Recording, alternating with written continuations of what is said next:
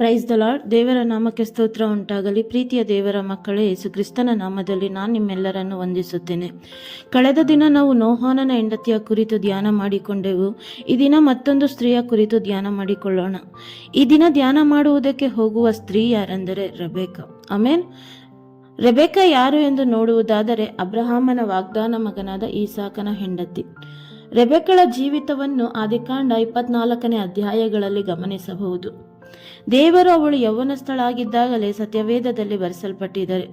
ಮದುವೆಗೆ ಮುಂಚೆನೆ ಅವಳ ಕುರಿತು ನೋಡಬಹುದು. ಪ್ರಿಯರೇ, ಅಬ್ರಹಾಮನನ್ನು ಸತ್ಯವೇದದಲ್ಲಿ ನಂಬಿಕೆಯ ತಂದೆ ಎಂದು ನೋಡುತ್ತೇವೆ ಮತ್ತು ಸತ್ಯವೇದದಲ್ಲಿ ಉನ್ನತವಾದ ಸ್ಥಾನವನ್ನು ದೇವರು ಕೊಟ್ಟಿರೋದನ್ನು ಸಹ ನೋಡಬಹುದು. ಪ್ರಿಯರೇ, ದೇವರು ಅಬ್ರಾಮನಿಗೆ 100 ವರ್ಷದವನಾಗಿದ್ದಾಗ ಈಸಾಕನನ್ನು ವಾಗ್ದಾನ ಮಗನಾಗಿ ಕೊಟ್ಟರು. ಈಸಾಕನಿಗೆ ಮದುವೆ ವಯಸ್ಸಿಗೆ ಬಂದಾಗ ಅಬ್ರಹಾಮನನ್ನು ತನ್ನ ಜೊತೆಯಲ್ಲಿದ್ದ ಸೇವಕನನ್ನು ಕರೆಸಿ ಹೀಗೆ ಹೇಳ್ತಾ ಇದ್ದಾರೆ. ಆದಿಕಾಂಡ 24ನೇ ಅಧ್ಯಾಯನ 1ನೇ ವಚನಗಳನ್ನ ಓದಿಕೊಳ್ಳೋಣ. ಅಬ್ರಹಾಮನು ಬಹುದಿನದ ವೃದ್ಧನಾದನು, ಯೆಹೋವನು ಅವನನ್ನು ಸಕಲ ವಿಷಯಗಳಲ್ಲಿ ಅಭಿವೃದ್ಧಿಪಡಿಸಿದನು. ಹೀಗಿರಲು ಅವನು ತನಗಿದ್ದ ಆಸ್ತಿಯ ಮೇಲೆ ಆಡಳಿತ ಮಾಡುತ್ತಿದ್ದ ಹಿರಿ ಸೇವಕನಿಗೆ, ನಾನು ವಾಸವಾಗಿರುವ ಕಾನಾನ್ಯರಲ್ಲಿ ನೀನು ನನ್ನ ಮಗನಿಗೋಸ್ಕರ ಹೆಣ್ಣನ್ನು ತೆಗೆದುಕೊಳ್ಳದೆ ನನ್ನ ಸ್ವದೇಶಕ್ಕೂ ನನ್ನ ಬಂಧುಗಳ ಬಳಿಗೆ ಹೋಗಿ ಅವರಲ್ಲೇ ನನ್ನ ಮಗನಾದ ಈಸಾಕನಿಗೆ ಹೆಣ್ಣನ್ನು ತೆಗೆದುಕೊಳ್ಳಬೇಕು.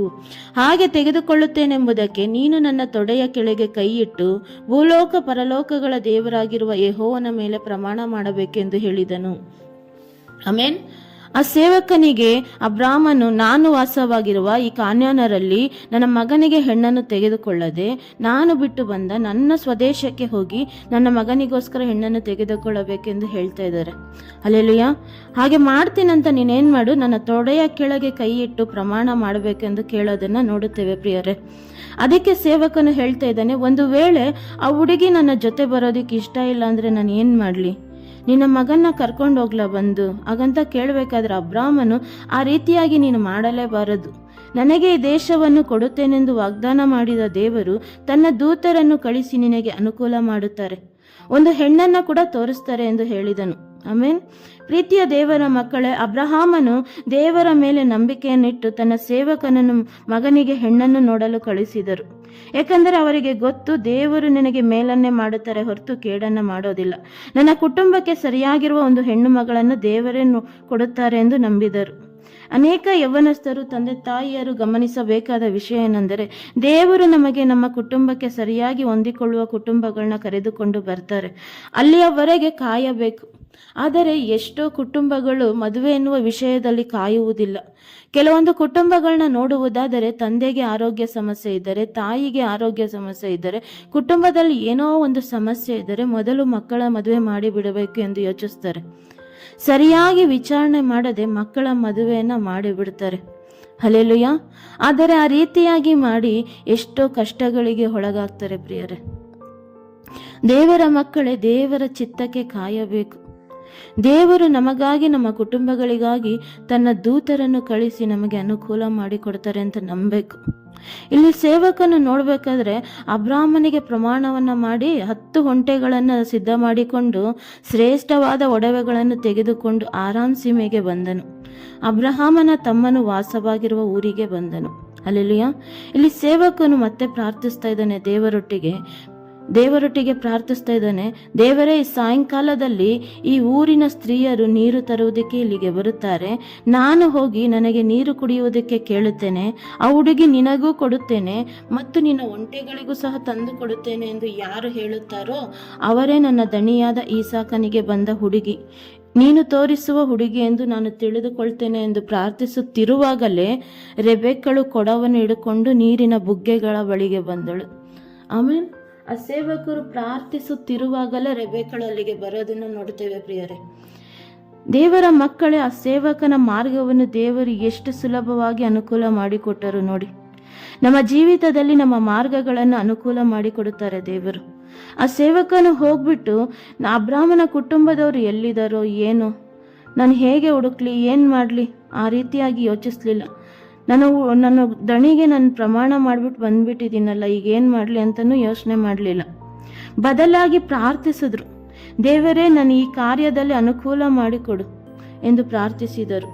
ಮದುವೆ ಅನ್ನೋ ವಿಷಯದಲ್ಲಾಗಲಿ ಕುಟುಂಬದ ಕುರಿತಾಗಲಿ ಯೋಚಿಸಬೇಡಿರಿ. ದೇವರನ್ನು ನೋಡುವುದಾದರೆ, ನಿಮ್ಮ ಕಣ್ಣುಗಳು ಆತನನ್ನೇ ನೋಡುವುದಾದರೆ ನಿಮ್ಮ ಮಾರ್ಗಗಳನ್ನು ದೇವರು ಸಫಲಪಡಿಸ್ತಾರೆ. ಇದರಲ್ಲಿ ಗಲಿಬಿಲಿಯಾಗಿ ದೇವರು ಮಾಡುತ್ತಾರೋ ಇಲ್ಲವೋ ಎಂದು ಅಂದುಕೊಳ್ಳಬಾರದು. ದೇವರು ಎಲ್ಲಾ ಮಾರ್ಗಗಳನ್ನು ಸಫಲಪಡಿಸ್ತಾರೆ. ಆಮೇನ್. ಆ ಸೇವಕನು ಪ್ರಾರ್ಥಿಸುತ್ತಿರುವಾಗಲೇ ರೆಬೆಕ್ಕಳು ಅಲ್ಲಿಗೆ ಬರುವುದನ್ನು ನೋಡಿ ನೀರು ತುಂಬಿಕೊಂಡು ಮೇಲಕ್ಕೆ ಬರುವಾಗ ಸೇವಕನು ಅವಳ ಬಳಿಗೆ ಓಡಿ ಹೋಗಿ, ಅಮ್ಮ, ಕುಡಿಯುವುದಕ್ಕೆ ಸ್ವಲ್ಪ ನೀರು ಕೊಡು ಎಂದು ಕೇಳುವಾಗ, ಕುಡಿಯಪ್ಪ ಎಂದು ತಕ್ಷಣನೇ ಕೊಟ್ಟಳು. ಯಾರೋ ಈ ವ್ಯಕ್ತಿ ಗೊತ್ತಿಲ್ಲ ನನಗೆ, ನಾನು ಹೇಗೆ ಸಹಾಯ ಮಾಡಲಿ ಅಂತ ಯೋಚಿಸಿಲ್ಲ. ಆ ವ್ಯಕ್ತಿಗೆ ನೀರು ಕೊಟ್ಟಳು ಮತ್ತು ಒಂಟೆಗಳಿಗೂ ಸಹ ನೀರು ತಂದು ಕೊಟ್ಟಳು. ದೇವರ ಮಕ್ಕಳೇ, ಆ ಸೇವಕನು ನನಗೂ ಮತ್ತು ನನ್ನ ಒಂಟೆಗಳಿಗೂ ಯಾರು ನೀರು ಕೊಡುತ್ತಾರೋ ಅವರೇ ನೀನು ತೋರಿಸುವ ಹೆಣ್ಣು ಎಂದು ತಿಳಿದುಕೊಳ್ಳುತ್ತೇನೆಂದು ಪ್ರಾರ್ಥಿಸುತ್ತಿದ್ದರು ಮೊದಲು. ಈಗ ರೆಬೆಕ್ಕಳು ಸೇವಕನಿಗೆ ಮತ್ತು ಒಂಟೆಗಳಿಗೂ ನೀರು ತಂದು ಕೊಟ್ಟಳು. ಮೊದಲನೇದಾಗಿ ರೆಬೆಕ್ಕಳನ್ನು ನೋಡುವುದಾದರೆ ಸಹಾಯ ಮಾಡುವಂತ ಹೃದಯ ಹೊಂದಿದವಳು. ಹಲ್ಲೆಲೂಯಾ. ಯವನಸ್ಥರೇ, ನೀವು ಸಭೆಗಳಲ್ಲಿ, ಕುಟುಂಬಗಳಲ್ಲಿ ಸಹಾಯ ಮಾಡುವವರಾಗಿರಬೇಕು. ನಾನು ಓದಿದ್ದೇನೆ, ನಾನು ದೊಡ್ಡ ಕೆಲಸ ಮಾಡ್ತಾ ಇದ್ದೇನೆ, ನಾನು ಹಾಗಿದ್ದೇನೆ ಹೀಗಿದ್ದೇನೆ ಅಂದ್ಕೊಂಡು ಎಷ್ಟೋ ಮಕ್ಕಳು ಏನು ಮಾಡೋದಿಲ್ಲ, ಕೆಲಸಗಳನ್ನ ಮಾಡೋದಿಲ್ಲ, ಸಹಾಯಗಳನ್ನ ಮಾಡೋದಿಲ್ಲ.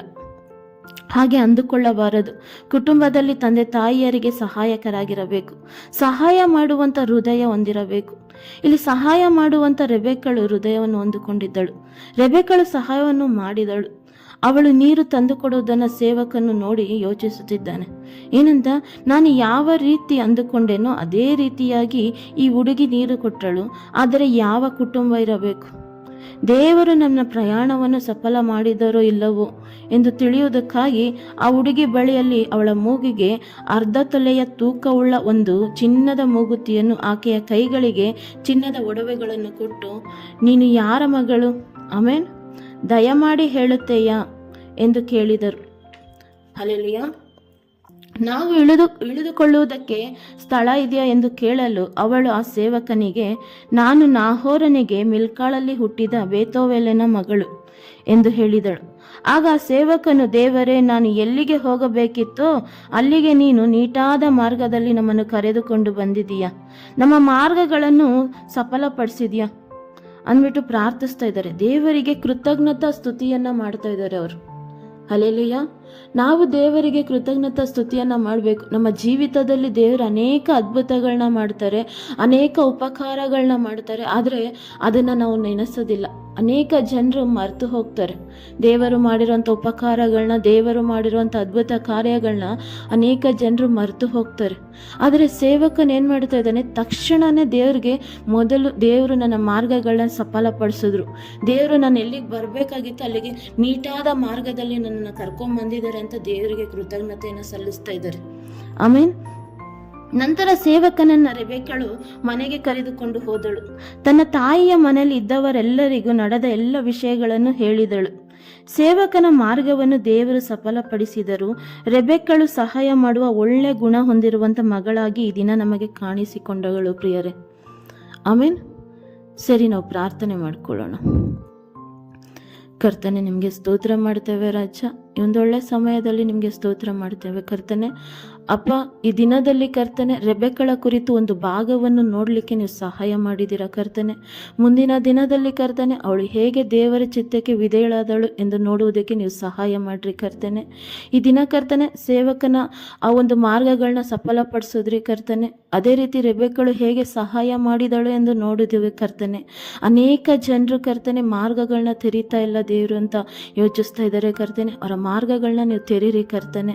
ರೆಬೆಕ್ಕಳ ಕರ್ತನೆ ಒಂದು ಸಹಾಯ ಮಾಡುವಂಥ ಗುಣವನ್ನು ಅನೇಕ ಹೆಣ್ಮಕ್ಳಿಗೆ ನೀವು ಕೊಡ್ರಿ ಕರ್ತನೆ. ದೇವರೇ, ನೀವು ಹಾಗೆ ಮಾಡೋದಕ್ಕಾಗಿ ನಾವು ಸ್ತೋತ್ರ ಮಾಡ್ತೇವೆ ಯೇಸುವಿನ ನಾಮದಲ್ಲಿ ಕರ್ತನೆ. ಆಮೇನ್.